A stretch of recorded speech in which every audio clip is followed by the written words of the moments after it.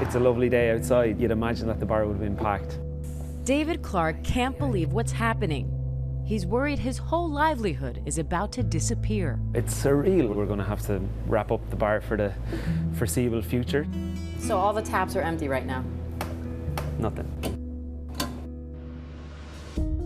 As millions face unemployment, tonight's stories from some of the first to be hit hard.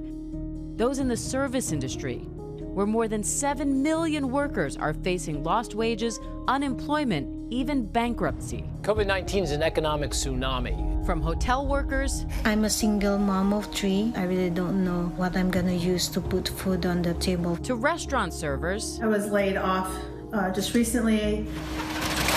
To small business owners. Last time for a while. Because we do work on tips, a lot of us are left with little to no income. Most of us don't have a huge cushion to sit on. Their industry scrambling to adapt after at least 20 states have closed restaurants and bars to dine-in customers. Do we offer curbside pickup? Is there another creative way to reach people? A ticking clock as COVID-19 continues to tighten its grip. All the lights are coming on. Today, as the number of workers applying for unemployment skyrocketed, Washington passed a new relief plan. The Senate is not going to leave small business behind. For the workers this stimulus package is supposed to help, it's assistance they desperately need, but it may not be enough. We have seen dramatic layoffs in our industry. You know, we represent workers in hotels, casinos, restaurants, bars, stadiums, arenas, and virtually everything has closed. Wendy Walsh works for Unite Here, a labor union that represents 300,000 working people from across North America. Many of our workers work 2 or 3 jobs and are now laid off from all of those jobs. Many of their members are immigrants, women of color, who are already vulnerable. In San Francisco, where the city's under lockdown, housekeeper Lara Lou Caramba, a single mother of 3, hasn't worked in 2 weeks. We're just here in the room. My daughter's just finished her virtual classes, and my son also just finished his homework. Any kind of help from the government is really for the workers first, because we really need it. She hopes her employer, a major hotel chain, will allow them more paid sick time. We should not lose our health insurance, especially in times of this, that everybody's getting sick. To help fill in the gap, in Los Angeles, local nonprofits are hosting a food bank for the Unite Here members. I think this really is a moment where we should ask ourselves, as airlines are going to the federal government to ask for billions of dollars in bailout money, how is it possible that the food service workers who are preparing the food for those planes don't have access to affordable health care? This is just a moment that really highlights what's already broken in the country, and this has to be the time to fix it. Small business owners are feeling the burn too. Your bar is completely empty. What does that feel like? It's not a good feeling. It's a hollow feeling. Tom O'Byrne is one of the owners of Cooper's, a pub in New York City's East Village, forced to close amid a temporary ban on restaurants and bars. Life-altering not just for Tom, but his staff of 35 people. How did you break the news to your employees? We just told them straight out, whenever they came into work, that very, very unfortunate, but there wasn't anything we could do about it. And how did they react? They were shocked, a lot of them. They were. Some of them had seen the writing on the wall, because from other places that had already closed, but many of them were shocked. Yesterday would have been one of the bar's biggest days of the year, celebrating St. Patrick's Day. But now the general manager, Nelson Rivadeneira, is trying to figure out what happens next. So what are you going to do while the bar is closed? I haven't figured it out yet. I'm probably going to file for unemployment for the time being. Right now, at the moment, just helping my co-workers fill in their unemployment files. Are you worried for you and your coworkers? Yeah. Yes, I am. Few of them don't really have like the stability, and it's I don't know. I wish I can do more for them, but I'm just limited as well. I'm gonna be jobless. I am jobless now, so. Small businesses are critical to the economy. They employ nearly half of all Americans. It'll be an earthquake, a financial earthquake for half of all Americans if small businesses don't get the help that they need very soon. All right, just put it in the kitchen, George, and then we'll deal with that later. Many restaurants and bars are trying to stay afloat by offering takeout and delivery, like Angela Marsden in LA. We have so many loyal customers, and they're all calling to see how we're doing. Hey, Dan. It's Ange. Are you coming out? Are you guys ordering today? Because we are open. I just wanted to let you know. But making that transition is difficult for businesses that are built on bringing people together. This bar has been here since 1978, and it means a lot to me and to the people of the neighborhood. Day one of her new normal was not encouraging. You know, it's, I don't know, almost 5 o'clock and we're open from 11 to 8, and we only have $140 in sales, and that doesn't even cover the 2 people that we're trying to keep, employed. Pineapple Hill, can I help you? Today, things are a little bit better. Thanks, guys. Love you. Thank you, Dan. Bye. With a slight uptick in takeout sales. The big question now, does anybody know what the long-term effects on the economy will be?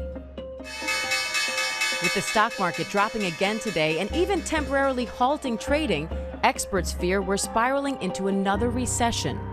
The stock market is saying recession. The economists, including myself, are saying, yeah, we're in recession. The Senate is hoping that the multi-billion-dollar emergency aid package they passed today, which expands paid emergency leave, food security programs, and bolsters unemployment insurance, will help. Now lawmakers are focused on the next step, a $1 trillion stimulus plan, which includes $500 billion in direct payments to the public, $50 billion to bail out the airline industry, and $300 billion for small business loans. $1,000, $2,000 check, maybe that's the start. See how it goes. If the virus lasts for longer, then more money.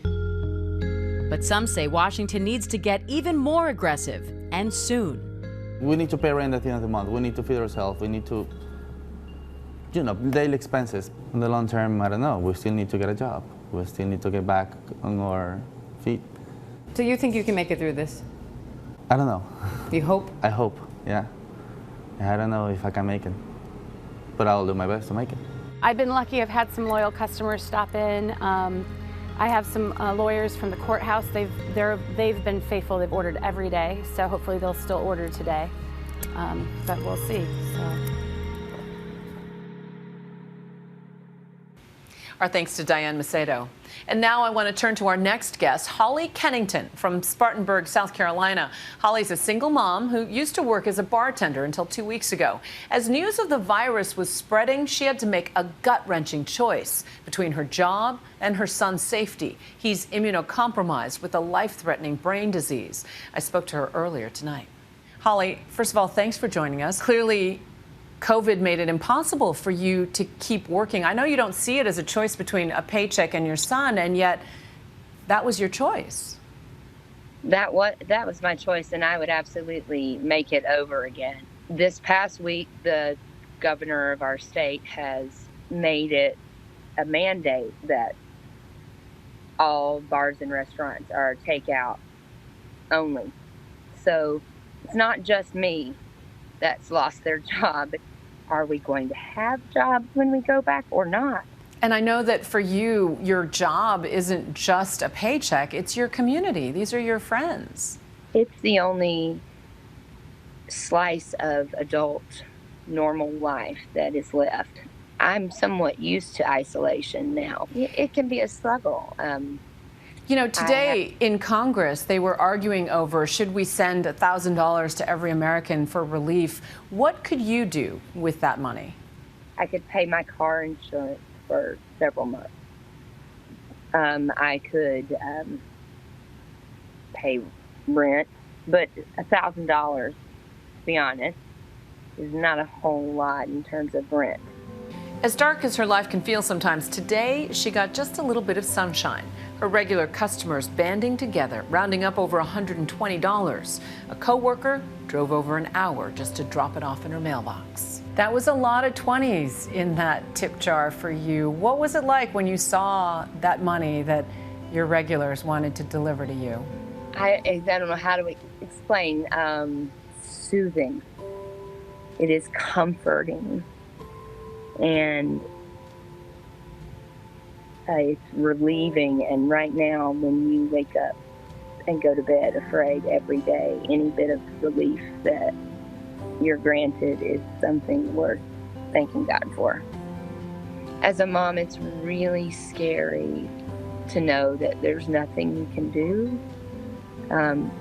With coronavirus, I actually have something that I can do, and that's keep him isolated. And it gives me a little bit of ownership over my surroundings. It gives you a little control. Yeah. Thanks again, Holly. Holly, I can't thank you enough for joining us. As I say, you are in our hearts. Be well, hang tight, and we'll be thinking of you.